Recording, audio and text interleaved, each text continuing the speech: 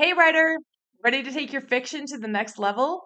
Whether you've just got a great idea or you're already stuck in the murky middle of writing your book, the Wicked Good Fiction Bootcamp I designed just for you. This 8-week self paced online course gives you the tools, the guidance, and the support you need to get to the end of your book and know that it is wicked good. Head to suzyvidori.com/bootcamp or follow the link in the show notes for more information and get started today. I'll see you inside where I'll be there to support you as you comment and share your work throughout the course.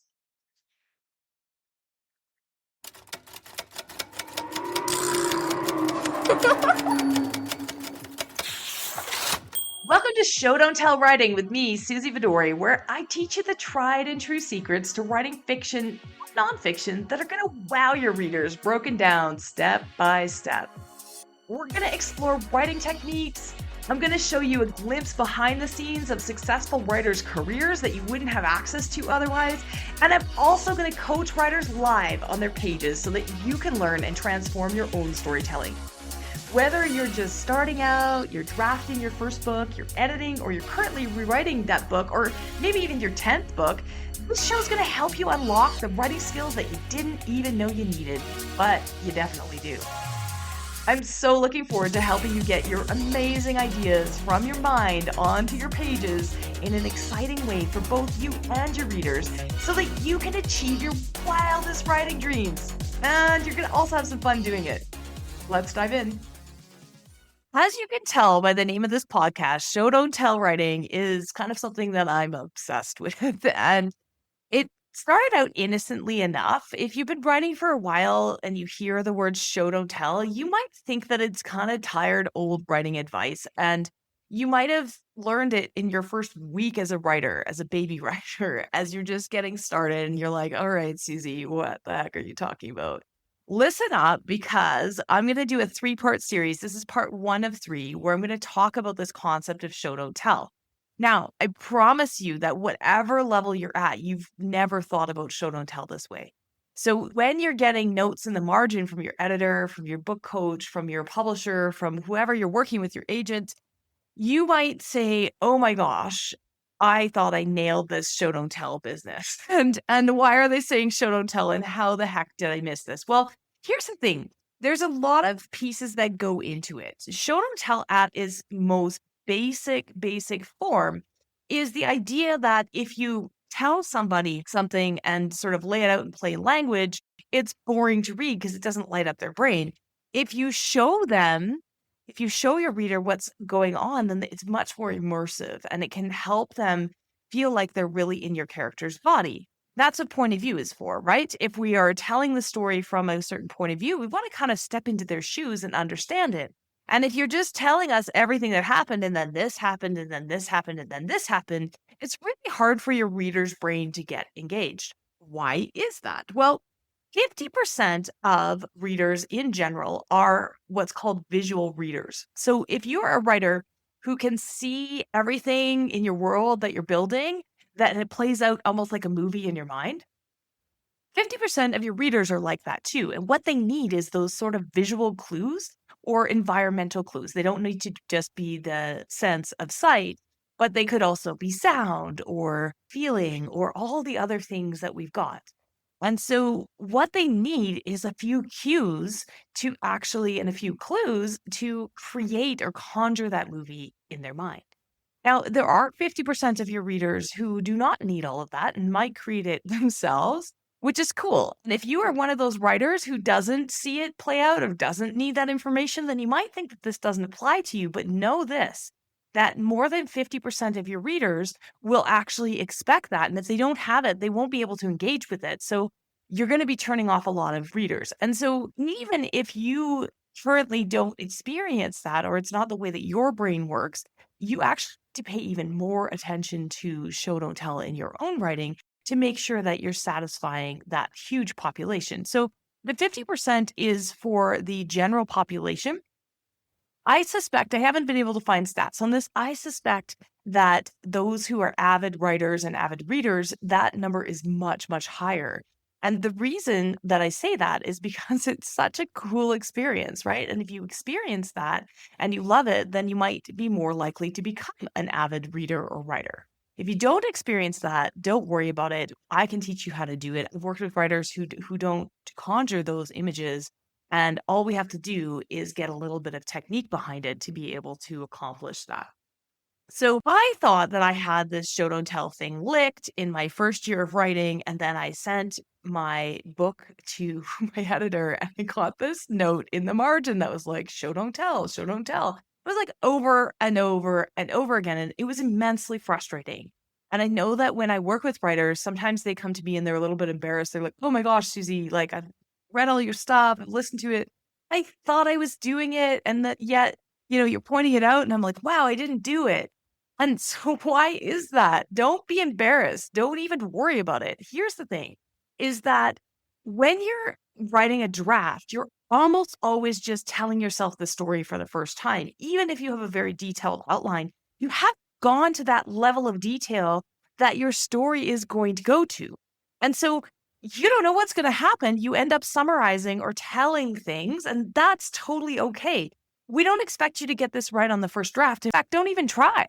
It's something that when you learn where to find it, which is what we're going to talk about in the next 3 episodes, when you learn where to find those places where you might be telling, you can decide whether or not you are going to amp it and show it. Okay. You're showing tools. It's kind of like filming a movie. You've got a video camera when you're filming a movie, and the director gets to choose when to zoom in. If there's 2 people on a bridge, should we be zooming in on that bridge and listening to everything that they say and being there in the moment and getting the dialogue and getting the internal reactions and the thoughts and all the things? Or should we be zooming out because it just isn't that important and watch them skip across the bridge, maybe as a montage with with some time passing and some music, right? That's your telling. So there are definitely places where you can tell. And part 3 of this series is actually going to be the places that you can tell and how to do it well. But today, I just want to talk about why you might want to zoom in on that bridge and why it's really hard to know if you've done that or not. Because yes, your draft is telling yourself the story for the first time, but something else is also at play in that you're super smart, right? And you know this story cold. And so when you tell yourself the story and you write that first draft that's full of telling, and then you read it back, guess what happens? The movie plays in your mind because you're the author and you know that they skip across the bridge and you know all the things that they say and you know all the things that happen.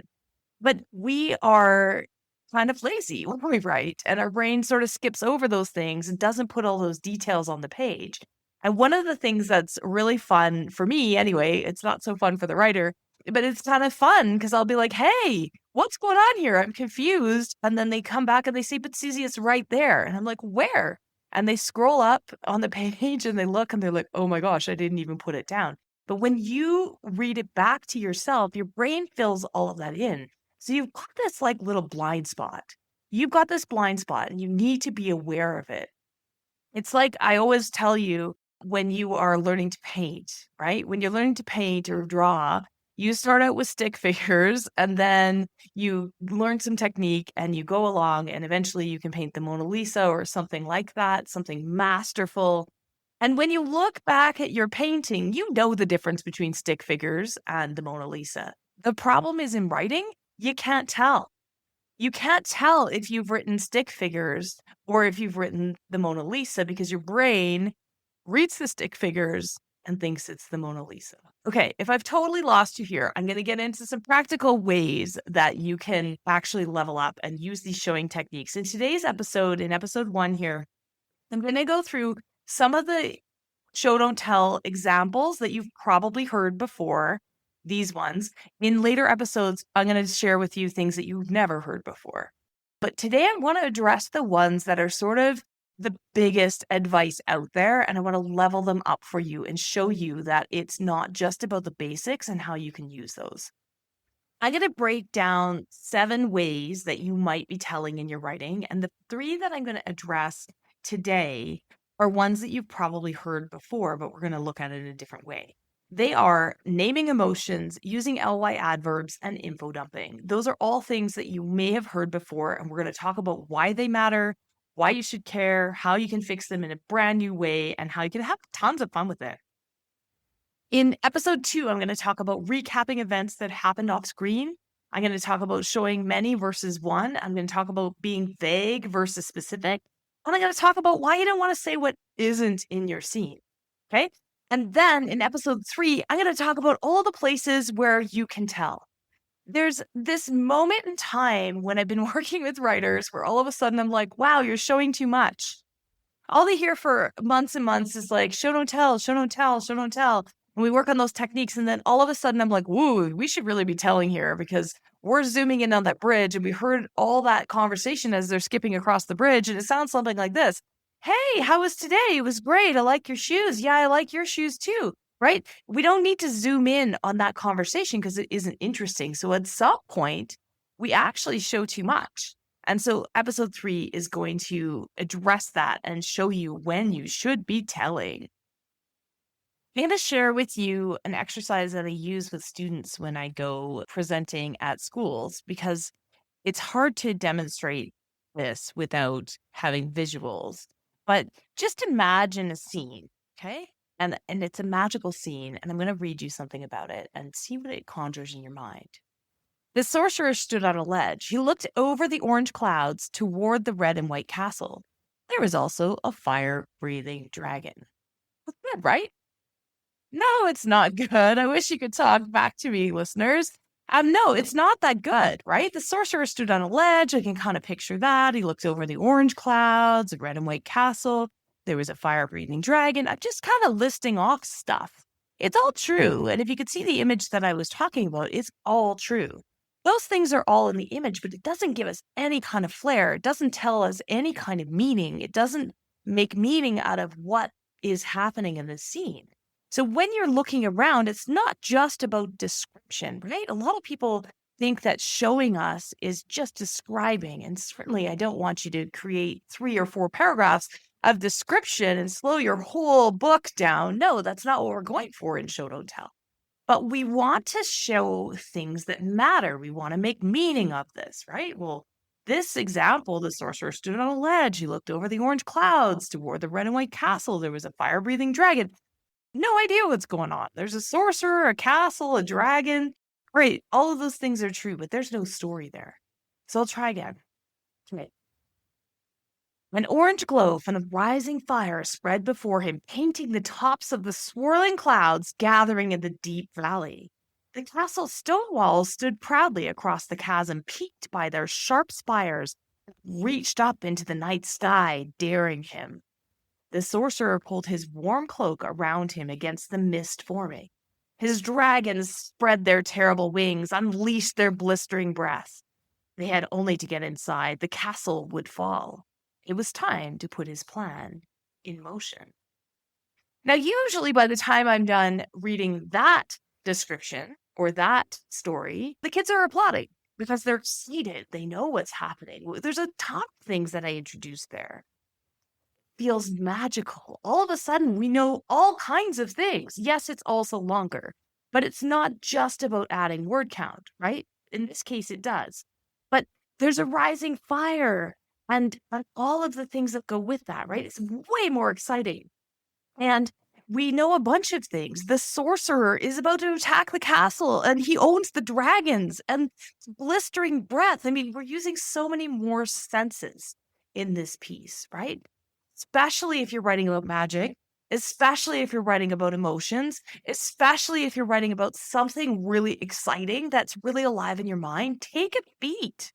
This is 2 very, very short paragraphs. It's actually only 4 sentences, right? It's 4 sentences. They're longer sentences, but 4 sentences. And it packs so much in. So don't be lazy about cool things in your book. When it's time, as the director of your own story, you're the god of your story, to zoom in, show it to us, please. By all means, show it to us and do not be afraid. What it takes is practice. And you need to practice getting comfortable. What's the difference between that and 3 paragraphs of looking around and describing the scene, right? We're incorporating a lot of different things. I also like to teach the 5 elements of writing, which are dialogue, setting, actions, reactions, and inner thoughts, right? So if you're leaning on any one of those things too hard, and we have a whole episode about it, we'll link to it in the show notes if you haven't heard that one before. But if you vary those things, then your showing isn't going to feel so boring, right? It should never feel boring. One of the coolest things that I ask the students when I read that paragraph to them, or those 2 paragraphs, is it hot or cold, the mist? Right? Is the mist hot or cold? And they say this, it's cold. And I say, well, how do you know that? Did I say that the mist was cold? I don't say that in those paragraphs. No, but they automatically know it. Their brains are super smart. And they say, well, the sorcerer is pulling his warm cloak around him, right? He's pulling his warm cloak around him against the mist forming. And so we automatically know that it's cold and he needs the warmth. And so this is a really cool thing to do, is not telling them everything, right? If we're telling and we give every little detail, it's like spoon feeding. And it's kind of like reading a textbook where I'm like, here's a fact, and here's another fact, and here's another fact, and another fact, and another fact, and another fact, and another fact. And I hope you're super bored hearing me say that. That's the point. Those facts without context are really boring. And I'm also giving you all the answers. It's like me giving you the crossword puzzle with it already filled in. Boring, right? What am I supposed to do with that? So instead, let's pay attention to brain chemistry. If you say that it is cold, then I go, cool, it's cold. That's a fact. And I have to hang on to that fact. And I don't really have to do anything with it. Get a little bit bored. If you tell me that he pulled his warm cloak around him against the mist forming, my brain actually needs to light up a little bit and go, wait a minute, that crossword puzzle is filled out. And that is the clue for, one across, which the answer is it's cold. That's the answer. And so when you're reading as a reader, you don't want to be given all the facts or your brain doesn't engage. There's nothing for it to do. So sometimes we want to leave a little bit, right? This is especially true in one of the most common show don't tell writing advice that I hear out there, which is don't name emotions. So you've probably heard this one before. But even if you've heard it before, you may have no idea why that's kind of a faux pas or what actually happens in your readers' brains when you name that emotion. You might not think it's that big a deal. Hint, it has nothing to do with word count. It has nothing to do with just better writing. There's an actual scientific reason for it. And it's what I just talked about. Rather than spoon feeding them and naming that emotion, which I can't interact with, I'm making them figure it out, right? Which we can do very quickly. Our brains are really good at interpreting signals and body signals. And there's a lot of different ways to do it. I'm going to get into that in a minute. But if you tell me she's sad, then I'm like, okay, she's sad. That's a fact. I'm going to hold on to that fact. There's nothing for my brain to do, and I don't engage, right? If you tell me or show me that a fat tear rolled down her cheek, all of a sudden my brain has to light up as I'm reading and say, oh, what does that mean? Oh, it means that she's sad, right? And so my brain is automatically more engaged, and you've pulled me in to your story. This one's actually really tricky to find because there's so many emotions in like our language, in the English language, that you can't just do a find on every emotion. Find me all emotions. You can't do that at this point in time. So you have to be really diligent about it and just make sure that you're not missing those. So if you can try doing this in your first or at least your second draft, you will catch them. There's nothing wrong with sometimes saying, she was sad. Just know that it's going to be boring if that's all you ever do and you never explore it further. Here's where people get into trouble with show don't tell is they learn like one or two things in order to capture an emotion. And then guess what? It's all over the book and it's repeated, this fat tear rolling down her cheek through the whole book. And then that can be boring too. It definitely takes a lot of practice. And one of the resources that I recommend over and over and over again is the Emotion Thesaurus and its sequels by Angela Ackerman and Becca Puglisi. I have been a writer in residence with Writers Helping Writers, which is their website, for years. And this resource alone is worth its weight in gold. If you don't have it already, you should grab it. We'll put a link in the show notes. But basically, it's one of the best tools to let you brainstorm. So it's a thesaurus, and you could look up sad and look up all kinds of ways that you could represent sad, from body language to internal thoughts to you're looking at your 5 elements now. You could look at a visceral reaction, right? A reaction to something, or an action. What do you do when you're sad physically? So all kinds of different ways to do that. And one of the most brilliant things about digging a level deeper is sometimes you realize that your initial thing was wrong, right? So sometimes if I'm putting I'm sad and then I look up in the thesaurus or I think about it and I look through the 10 pages of suggestions and none of them feel right, guess what? She wasn't sad after all. She was angry. But if I'm lazy about it and I just name that emotion, I'm not going to get to the root of, I didn't actually mean she was sad. I meant she was kind of angry sad, which is very different. And it kind of goes hand in hand with being a writer is do a good job of these things, right? Don't be lazy about it because you don't want your reader to fall asleep. You want to wake up their brains. You want to mix it up. You want to be creating your own ways of showing that. Okay. You want to be creating your own ways of showing it, and you will get better and better and better at it as you go. It's one of the most fun things to do is to brainstorm with a writer. I actually do all the time 1 page of brainstorming with writers on how to show more. And so if you haven't seen those, we'll link to some of them in the show notes. But if you haven't seen those episodes, then check them out. And if you want to brainstorm a page with me, submit it. We bring writers on all the time from all different levels and all different walks of life and all different genres and brainstorm how to show on a page. And it is so much more fun than you'd think. So let's do one more just before we move on to make sure that you really got this concept, because yes, it's not just that we think it's, taboo or wrong to name emotions in writing. It just doesn't really work for your readers. So don't tell readers that your character feels murderous. Show us their narrowed eyes and their shaking body, right? Search for these emotions in your draft: happy, sad, frustrated, surprised, all of them. Then grab your copy of the emotion thesaurus and drag your reader into your character's body by adding showing details to light up their brains and excite them. Okay, this next one I'm not going to spend very much time on because it's really basic and there isn't that much to learn. But know that if you are using adverbs that end in the suffix ly, so slowly, actually, all those things, if you are using ones that end in ly, you are almost always telling. It is a pet peeve of people in the industry to see that, right? And it's kind of, again, it's a little bit lazy to use those. And so it's not just writing advice or like this insider information that we look down on. And it does actually mark a writer as an amateur if you got a lot of those words, because you are always telling. And what that means is instead of saying he walked slowly, you could say he sauntered. You could say he dragged his feet. You could give me so many more descriptive ways that are more interesting. If you find yourself using an adverb, then the verb that you used isn't specific enough. Walking is a really, really common one. Walking, talking, something moving. He moved to the side of the room. Let's get creative. There are so many words in the English language. If you find yourself having to amp it with an adverb that ends in ly, you probably are being lazy about your word choice. So that's the reason why it marks writers as amateur if they're using a lot of those words. You just haven't leveled it up. Okay.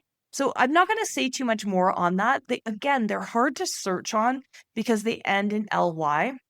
Some of the tools, some of the editing tools that you can get out there that are automated will actually flag those for you, or you could simply do a find on ly.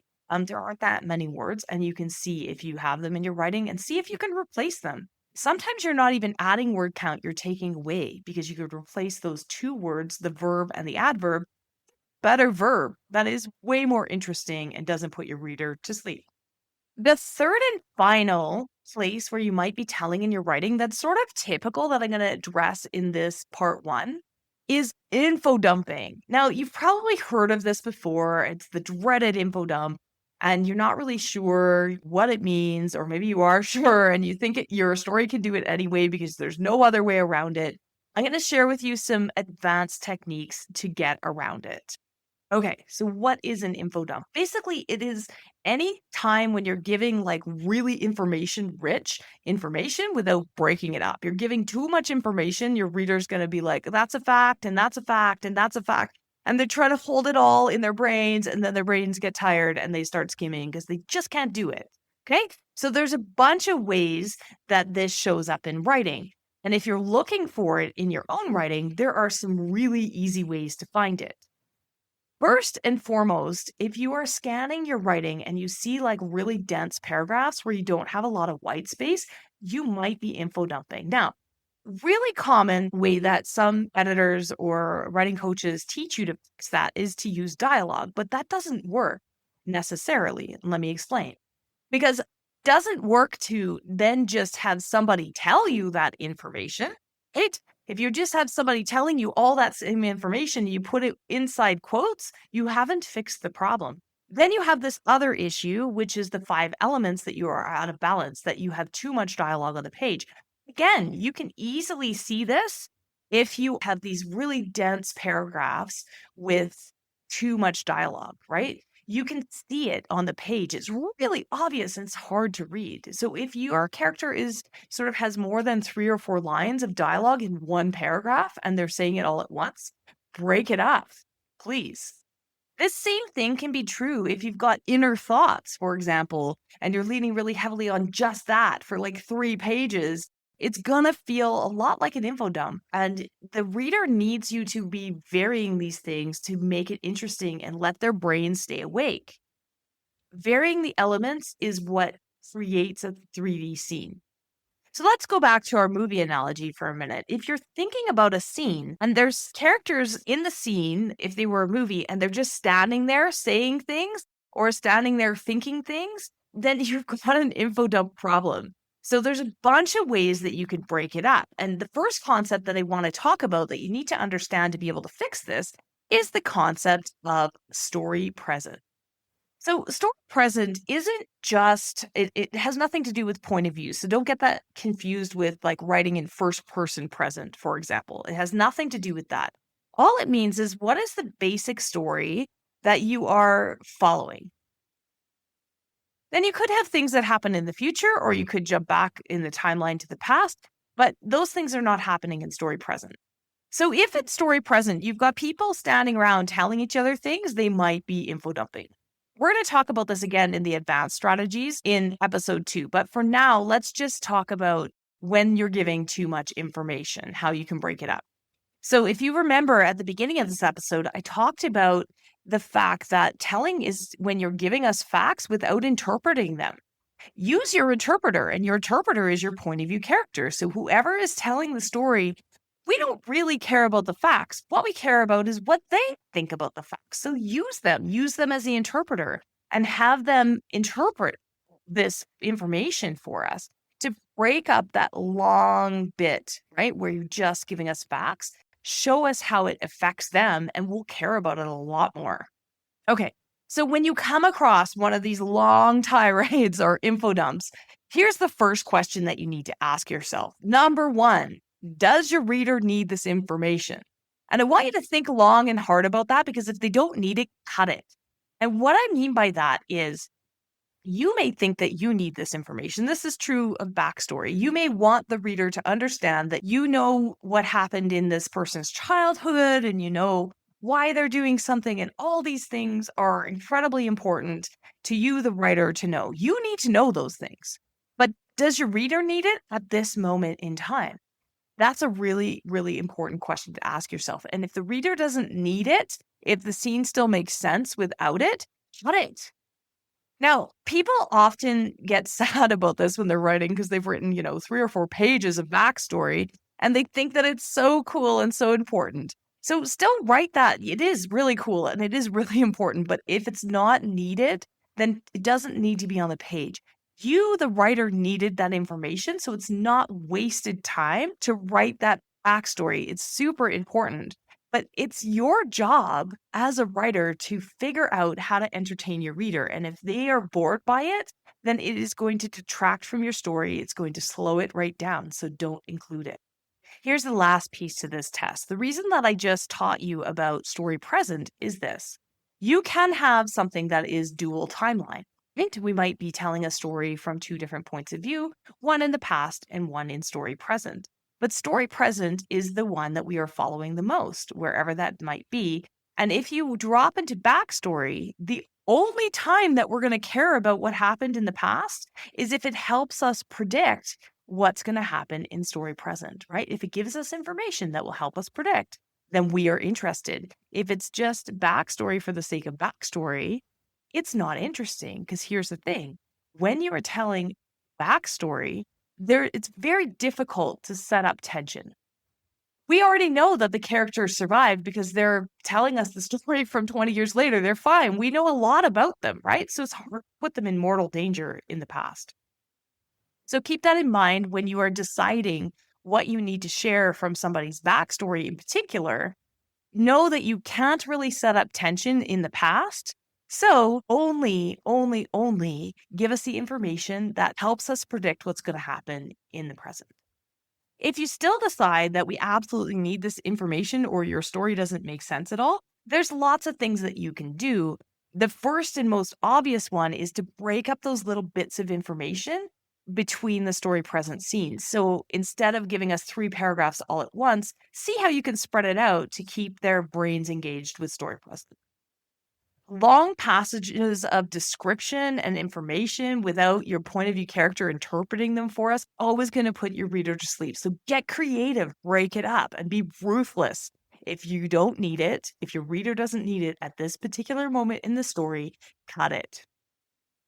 I hope you're as excited about revitalizing these 3 strategies. These are the most common ones. In the next episode, part 2 of the Show Don't Tell writing series, we are going to look at some new ways that you can find telling in your writing. And trust me, nobody else teaches it like this. These 3 that I addressed today are ones that are really common. I know that I've probably given you a couple of strategies to address them in a way that is different than what you've learned before. So mix it up, get creative. This is where you get to put your stamp on it. Don't leave these things in your writing and just think it's good enough. It's not going to engage your readers. And so I like to say, even if they don't know why, if you fix these things, your reader is going to all of a sudden love your writing. It's going to be a totally different experience for them because they're going to be drawn in. They're going to be immersed. They're going to be interactive, and they're not going to have those moments where their brain goes to sleep because you're lighting it up with the choices that you make and the technique that you employ.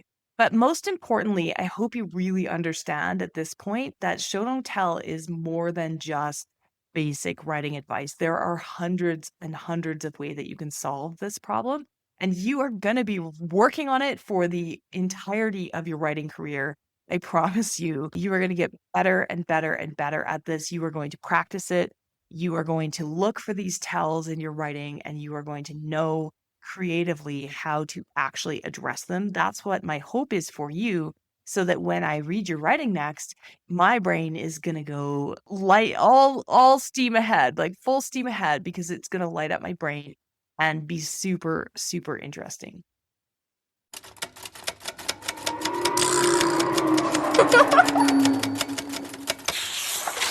Thanks for tuning in to Show Don't Tell Writing with me, Suzy Vidori.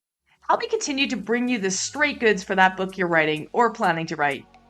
Please consider subscribing to this podcast and leaving a review on Apple Podcasts, Spotify, or wherever else you're listening.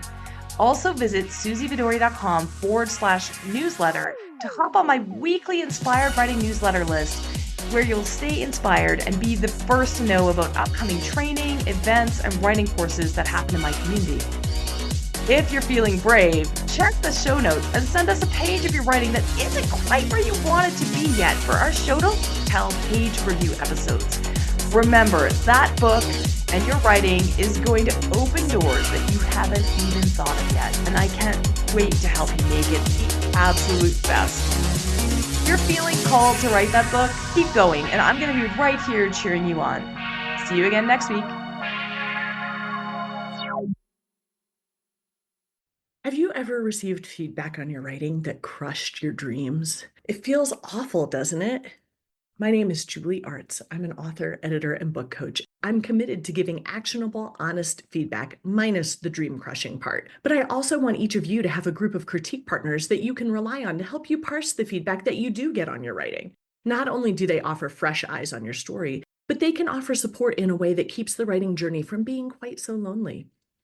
So that's why I'm thrilled to announce that we're running another round of my free critique partner matching service, CP Meet Cute. The process is simple. You sign up, and I'll send you a series of emails with all the details. Writing is a lonely journey, but you don't have to do it alone. So I hope you'll sign up for CP Meet Cute today. Thanks so much.